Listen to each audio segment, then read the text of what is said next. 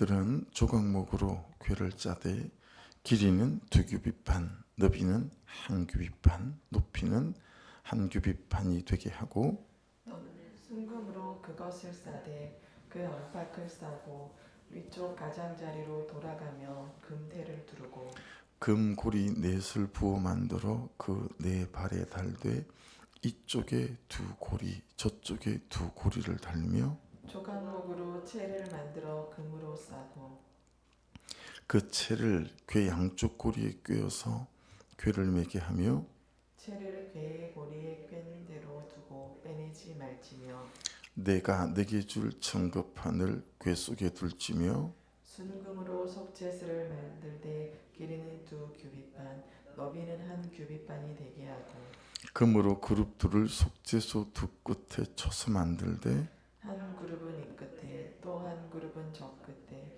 곧 속죄소 두 끝에 속죄소와 한 덩어리로 연결할지며 그룹들은 그 날개를 높이 펴서 그 날개로 속죄소를 덮으며 그 얼굴을 서로 대하여 속죄소를 향하게 하고 속죄소를 궤 위에 얹고 내가 내게 줄 증거판을 궤 속에 넣으라. 거기서 같이 읽어요. 거기서 내가 너와 만나고 속죄소 위 곧 정극계 위에 있는 두 그룹 사이에서 내가 이스라엘 자손을 위하여 내게 명령할 모든 일을 내게 이르리라. 아멘.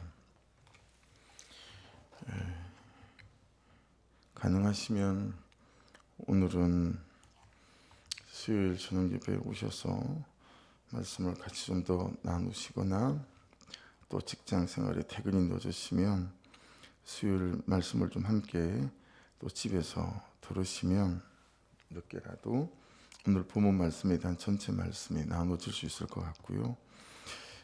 새벽에는 말씀을 다는 나누지 못하겠구나 싶습니다. 거기 보시면 10절에서요. 15절까지는 궤, 이게 언약궤, 법궤 아시죠? 그 말씀에 대한 내용이에요. 15절까지는. 이제 16절은 정거판이고요. 그다음에 17절부터서는 22절까지 이제 속죄소에 대한 건데요. 그림을 한번 보시면, 이제 저게 원래 언약궤이죠. 전체가 다 언약궤인데, 지금 15절까지 말씀은 그 다음 그림을 보시면 저게 나누어서요. 궤, 제 언약궤가 저 아랫부분 이제 궤이고요.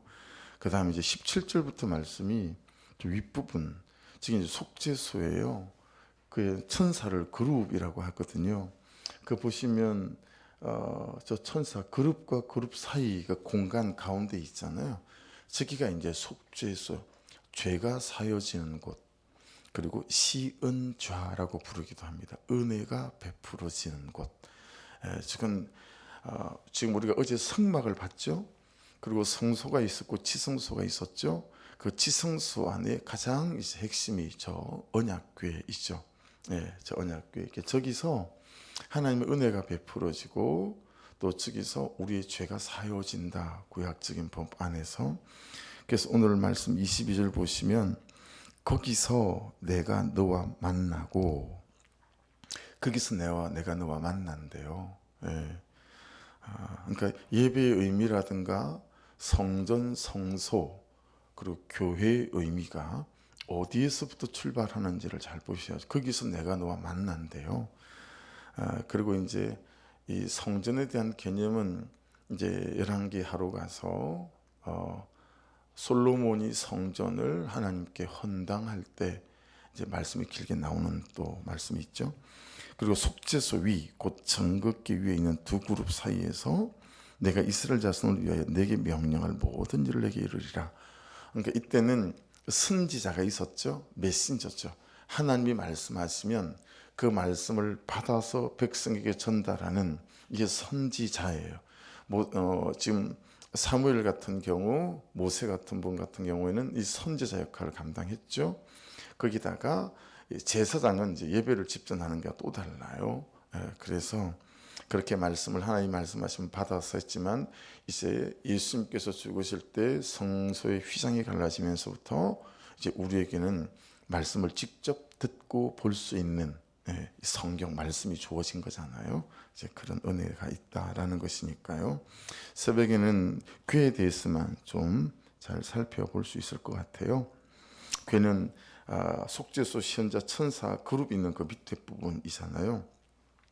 자, 길이가 2규빗 반인데 아시죠? 요 손끝에서부터 손목까지, 여기가 발꿈치까지, 이제 여기가 규빗입니다. 1규빗. 이걸 일반적으로 사람 따라 차이는 있겠으나 45cm로 쳐요. 1규빗은 45cm거든요. 2규빗 반이니까 112.5cm예요. 1m 12cm 정도 되는 거죠. 1m 10, 반올림하면 1m 13cm. 본문 해설은 보면 1m 13cm라고 되어져 있습니다. 그런데 정확하게 말하면 112.5cm가 되고요. 너비가 아까 보신 것처럼 직사각형 형태잖아요. 너비가 1규빗 반이니까 67.5cm 정도 됩니다. 높이도 1규빗 반이에요. 그러니까 67.5cm 정도 되고요. 재료가 뭐죠? 조각목이라고 되어 있죠. 조각목. 자, 조각목은 다른 성경에는 씨띠나무 이렇게 표현되어 있기도 하고요. 아카시아로 주로 번역하고 해석합니다. 아카시아로. 자, 그다음에 그 아카시아 나무에 도금을 하는 거잖아요. 뭘로 입히죠? 가공을 순금으로 합니다. 순금으로 그것을 안팎을 싸고 11절에 보시면 금태를 둘러요. 그리고 금고리 넷에 앞뒤 좌우에 앞에 금고리 2개, 뒤에 금고리 2개. 그걸 이제 왜 그렇죠? 채라고 돼 있죠. 막대기를 끼워가지고 앞에서 레위인들이 2명이 가마를 매듯이 메고 뒤에 2명이 가마를 매듯이 메고 4명이 이 언약궤를 메고 이제 움직이는 거죠. 지금 출애굽 여정이니까 계속 언약궤가 움직여야 되잖아요. 그래서 그렇게 이제 설명이 되어져 있고, 좀 중요한 것 중에 하나는 채를 빼지 않고 있는 거예요. 이동했으면 채를 쭉 빼잖아요. 그러지 않고 채가 항상 그게 들어가 있어야 된다. 이게 또 말씀에 대한 영적 의미들이 좀 있어요. 자, 이 안에, 이 궤 안에 보관하는 게 오늘 말씀에는 16절에 정급한 돌판만 나오죠. 시내산 출애굽기 20장에서 모세 선생님이 하나님으로부터 이제 직접 써서 주셨던 정급판이 있잖아요. 십계명. 그 정급판만 나오지만 이제 다른 성경을 참조하면 여기에 만나 항아리, 출애굽 여정 동안 이스라엘 백성들을 먹고 살렸던 하나님으로부터 내려오는 이슬 같은 거, 저게 뭐야? 라는 뜻을 가진 만나, 그 만나 항아리하고 그다음에 아론의 쌍난 지팡이하고 이제 그렇게가 들어가 있었는데요. 왕상 8장에 보면 솔로몬 왕 시대에는 이 2가지가 없었어요. 벌써 없어지고 이 언약궤 안에 정급판만 있었다, 말씀만 남아 있었다, 그렇게 이제 기록이 되어져 있고, 지금은 언약궤 자체가 없었어요. 그래서 언약궤가 이스라엘에 없습니다. 그래서 이 언약궤에 대한 이런저런 전설이 상당히 많이 있습니다. 근데 고고학적으로 다른 건 다 찾아내면서도 언약궤는 발견하지 못했다라고 하는 것이고, 이제 이스라엘에 가면, 농촌에 가면 농사를 짓는 분들이 다 흑인들이거든요. 근데 이 분들이 누구냐면 에티오피아에서 온 유대인들이에요. 근데 이 에티오피아가 언뜻 기억나시는 게 뭐죠? 솔로몬이 하도 지혜로우니까 에티오피아 여왕이 바리바리 싸들고 얼마나 솔로몬이 지혜가 있는지 찾아오죠. 그때 에티오피아 여왕이 솔로몬 왕의 씨를 가지고 돌아가서 아기를 낳았다라고 하는 게 일반적으로 신학자들이 뭐 그럴 수 있겠네라고 이해하는 범주 내에 있습니다. 그래서 모계 혈통을 따지니까요. 그래서 이 에티오피아에 있던 이런 이제 솔로몬의 씨라고 보죠. 그래서 이스라엘 사람들이 대형 항공기를 통해서 오고 싶어하는 사람은 전부 이스라엘로 다 데리고 옵니다. 이걸 이제 제2출애굽이라고 해서, 그래서 이스라엘에 가면 러시아 유대인들도 100만 명이나 살고 있고요. 그다음에 에티오피아 쪽 흑인 쪽 유대인들도 상당히 많이 들어와서 농사를 짓고 있습니다. 그래서 그때 에티오피아 여왕이 보낼 때 솔로몬이 주었다라고 하는 것이 또 내려오는 전설 같은 이야기이기도 합니다. 그래서 이 정급판 안에는 이 궤 안에는 이렇게 정급판이 이제 16절에 들어가 있다라고 하는데, 보십시오. 은혜학계의 재료가 되는 조각목을 슈타이츠라고 하는데, 아카시아 나무라고 하기도 하고 무슨 나무요? 시띠 나무라고 하기도 하는데요. 사해 주변이나 그 다음에 시내반도에 이렇게 숲을 이루고 있는 한마디로 헌한 나무예요. 우리가 여러분 당장 예배실에 나가서 요즘 이제 벌써 어두워지기 시작해서 잘 보이지 않지만 그냥 눈을 들어 먼 산 쳐다보면 소나무 숲이 거의 있지 않습니까?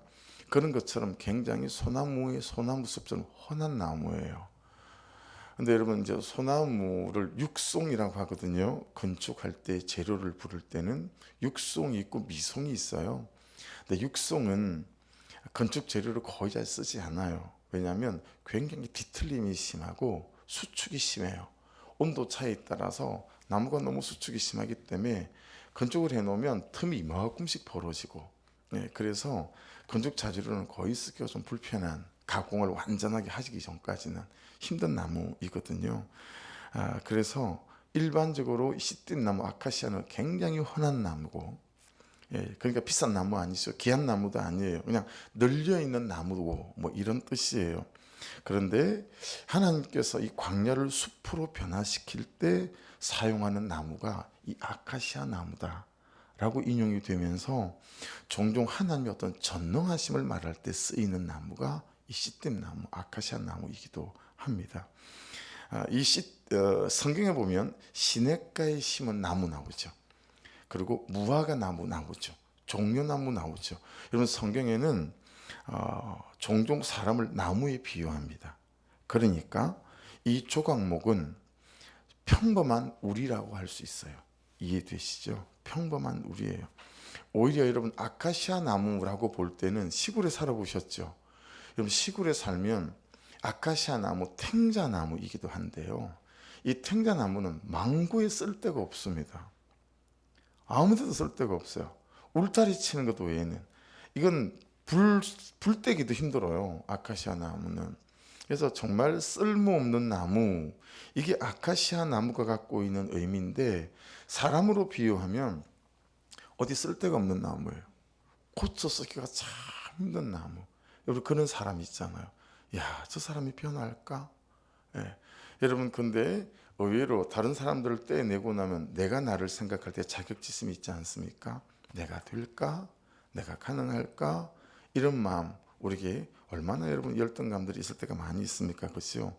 그러니까 정말 쓸데가 없어서 군불로 떼는, 나무로 쓰기에도 불편한 나무, 이게 아카시아 나무니까 사람으로 비유하면 그런 사람들이다라는 거예요. 그래서 여러분 세상에 원래부터 하나님이 쓰시는 그런 사람은 없습니다.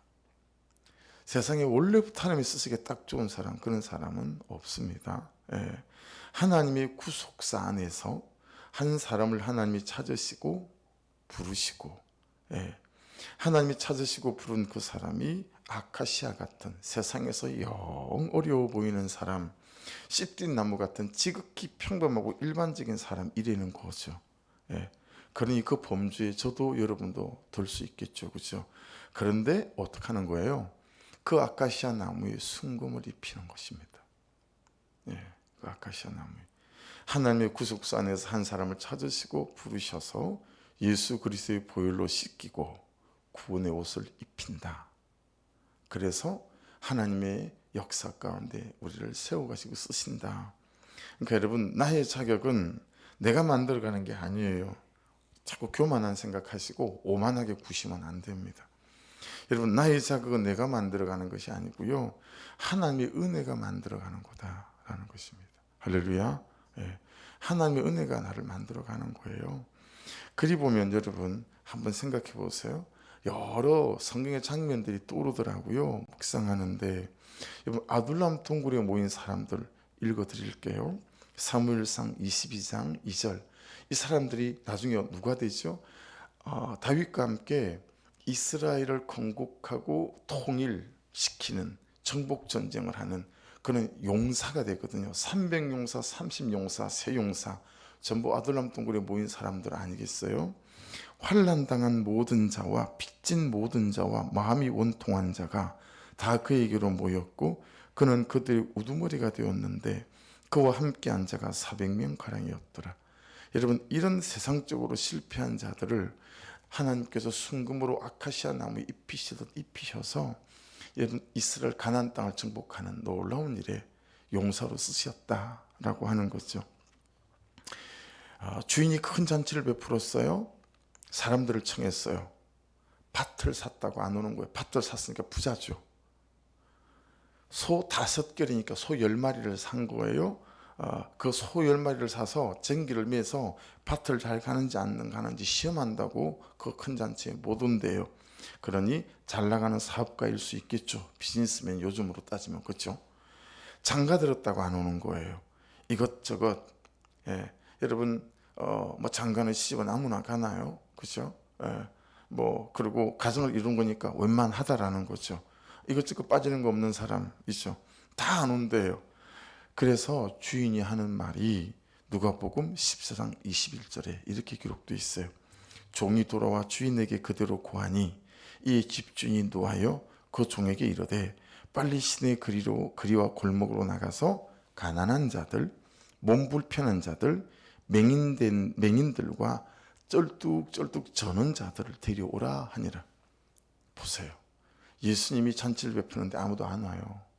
여러분, 잘 배운 사람, 부자인 사람 예수 믿기 얼마나 힘든 거 아시죠? 그런데 저는 사람, 맹인들, 몸 불편한 자들, 세상적으로 보고 사람, 인간적으로 볼 때 참 어디다 써냐 싶은 저 같은 사람, 여러분 같은 사람, 그런 사람 불러다가 예수 그리스도의 보혈로 입혀서 구속사로 구원시키고 쓰신다. 말씀이 참 다 연결이 되지 않습니까? 놀랍지 않습니까? 여러분, 우리 소망의 교회가 창립할 때 하나님 우리가 어떤 말씀을 붙잡고 이 교회를 세우고 시작해야 합니까? 했을 때 주신 말씀이 이사야 61장이었어요. 그래서 제 번호도 이사 6이고 우리 교회 정 번호키도 이사 6일 아닙니까? 그죠? 이사 61장. 그 이사 61장에 나오는 사람이 이 대표적인 네 사람이 나옵니다. 가난한 자, 마음이 상한 자, 갇힌 자, 슬픈 자, 큐티 목회하고 바로 100% 연결이 되죠. 그러니 여러분, 이 사람들이 아카시아, 이 시띠나무예요. 이 사람들을 구속사 안에서 예수의 보혈로 씻기시고 그분의 은혜로 정금을 입히듯 입히셔서 그분의 뜻 가운데 쓰신다라는 거죠. 왜 하나님은 이런 시띠나무 같고 아카시아 나무 같은 사람들을 찾으시고 부르실까요? 그런 사람이라도 데리고 오라 해서 우리가 부르심을 입은 것이 아닙니다. 그죠? 어쩔 수 없다. 한번 고쳐보자. 그래서 우리가 구속사 안에 들어온 사람은 아니다라고 하는 거죠. 그래서 11절을 한번 보십시오. 너는 순금으로 그것을 싸되 그 안팎을 싸고 위쪽 가장자리로 돌아가며 금태를 두르고 12절 금고리 넷을 부어 만들어.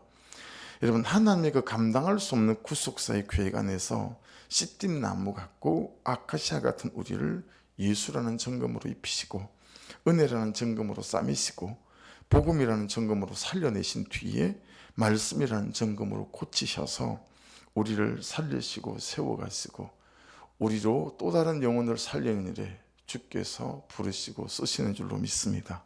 아멘이시죠? 정말 아멘이 되어집니다. 그래서 여러분, 이 언약계의 특징이 있습니다. 언약계의 특징이 12절로부터 15절까지인데요. 금고리 넷을 부어 만들어 그 네 발에 달되 이쪽에 두 고리 저쪽에 두 고리를 달며 조각목으로 채를 들고 다닐 수 있는 긴 막대예요. 채를 만들어 금으로 싸고 그 채를 궤 양쪽 고리에 꿰어서 꾀를 매게 하며 채를 궤 고리에 꿰는 대로 두고 빼내지 말지며. 여러분, 언약궤를 이 구름 기둥이 움직이기 시작하면 구름 기둥 따라 출애굽을 하니까요. 구름 기둥을 따라 바로 들고 이동할 수 있도록 제작하게 했어요. 그래서 채도 빼내지 않는 거예요. 언약궤를 들고 움직이는 이 채를 한시도 빼내지 않고 그대로 두는 거예요. 그 구름 기둥이 움직이면 바로 레위인들이 4명이 메고 따라가는 거죠. 이 말은 무슨 말이에요? 뭐 언약궤는 방향이 있습니다. 가야 하는 곳이 있다 이 말이에요. 어디죠? 가나안 땅에. 그렇죠? 하나님의 약속의 땅이다. 이게 언약궤의 방향입니다. 이 궤의 방향. 하나님의 그 감당할 수 없는 구속사의 계획 안에서 씨띤 나무 같고 아카시아 같은 우리를, 저와 여러분을 예수라는 증거으로 입히시고 은혜라는 증거으로 싸매시고 복음이라는 증거으로 살리시고 말씀이라는 증거으로 고치셔서 우리를 살리시고 세워가시는 이유가 뭐가 되십니까? 가야 할 곳이 있다는 거예요. 살아야 할 삶이 있다라는 거죠. 어디로 가야 합니까? 우리가 살아야 될 삶이 무엇입니까? 하나님의 약속을 따라 사는 삶입니다. 할렐루야. 이해되어지시죠? 하나님의 약속의 땅 가나안 땅으로 이 언약궤가 가야 하듯 우리 또한 하나님의 약속을 따라 사는 삶이어야 한다라는 것입니다. 그래서 잘 살아내고 살아나서 살리는 삶, 한번 따라해 보시겠어요? 살아내고 살아나서 살리는 삶, 이게 언약궤인 우리의 삶의 방향이고 삶의 정체성이다 라고 하는 거예요. 그래서 우리가 여러분 소망하는 게 뭐예요? 살아가다가 문득 뒤돌아보니까 나로 인하여 열이 살고 백이 살아나고 천이 살아나서 같은 구속사 안에서 하나님을 향하여 살아가는 사람들이 있는 삶, 이게 여러분 우리가 소망하는 삶 아니겠습니까? 그렇죠? 그래서 여러분 언약궤 중에서 가장 중요한 게 뭐예요?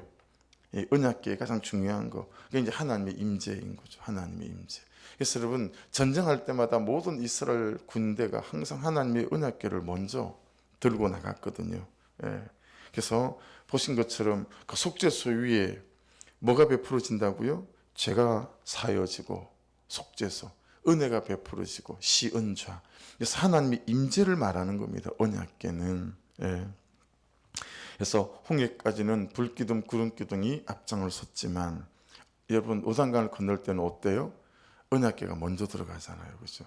언약궤를 맨 제사장들의 레위인들의 이 발목까지 들어갔을 때 요단강이 말려 올라가기 시작했다라고 하는 거예요. 이 하나님의 임재가 있게 되어지게 되면 여러분 문제 같은 요단강들이 말려 올라가고 건널 수 있는 또 하나님이 붙드시는 은혜들이 부어진다라는 걸 알 수 있습니다. 그래서 이 하나님의 임재를 위해서 언약궤 안에 둔 게 뭐라고요? 이 16절에 나옵니다. 내가 내게 줄 증거판을 궤 속에 둘지며, 말씀이죠. 그러니 여러분 연결이 쫙 되지 않습니까? 순서대로 언약궤는 말씀을 두는 곳이었습니다. 말씀은 하나님이 여기 계신다는 하나님의 임재를 말하는 거예요. 말씀은 하나님이 여기 가신다는 하나님의 임재를 말하는 것입니다. 그러니 여러분 말씀이 언약궤의 방향을 결정하고 삶의 방식을 결정하는 거다라고 우리가 이해하고 해석될 수 있겠죠. 하나님이 그 감당할 수 없는 구속사의 계획 안에서 씨띤 나무 같고 아카시아 같은 우리를 예수라는 증거으로 입히고 은혜라는 증거으로 싸매고 복음이라는 증거으로 살리고 말씀이라는 증거으로 고치셔서 우리를 무엇으로 살리시고 무엇으로 세워가신다고요? 말씀으로. 나에게 말씀하시는, 말씀해 주시는 부담이 내 삶이 가야 하는 방향이어야 합니다. 나에게 말씀하시는, 말씀해 주시는 부담이 내 삶이 사는 나의 삶의 방식이어야 합니다. 할렐루야. 그래서 방향과 방식이 이 정극기 안에 있는 말씀 안에 있다라고 하는 것이니 어찌 우리가 들어야 할 말을 들었습니다 하지 않을 수 있겠냐 이 말이에요. 어찌 우리가 그는 나보다 옳다 하지 않을 수 있겠냐 이 말이에요.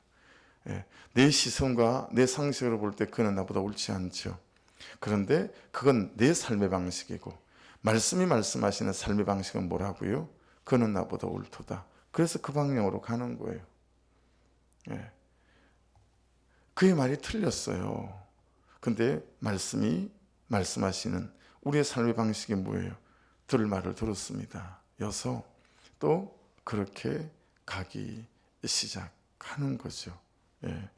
여러분 절대로 잊지 말고 꼭 기억하셔야 할 것은요. 하나님의 언약궤는 하나님의 임재 그 자체이기 때문에 말씀을 따라 내 삶의 방향과 내 삶의 방식을 결정하고 선택하는 사람들에게는 그 방향과 방식에서 이기게 하시는 하나님의 임재가 항상 함께 하신다라는 사실입니다. 적용해 보십시오. 지금 말씀은 나에게 어디로 가라고 하시는가?